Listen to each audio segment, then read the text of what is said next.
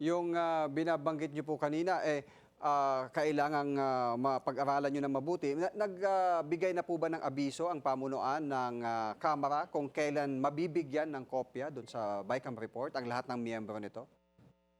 Sa ngayon, wala pa. Aha. Kaya nga, hinihingi sana natin, maganda naman na may live streaming ang Mhm. open ang BICAM ngayon, di ba? Mhm. Pero wala tayong access dun sa real time na changes dun sa document para makita agad natin, di ba? Mm. Yung mga pagbabago sa from the House Gov to the Senate Gov to the BICAM version.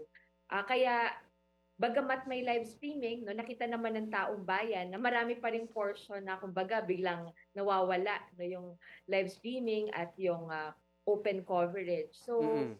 ang challenge talaga, kung gusto talaga natin ng open, transparent, ng bicameral conference committee, magkaroon talaga ng real-time access no, sa documents ng bill no, para matiyak din natin Oo. na yung mga dagdag bawas ay napupunta talaga dun sa tama at kailangan ng taong bayan.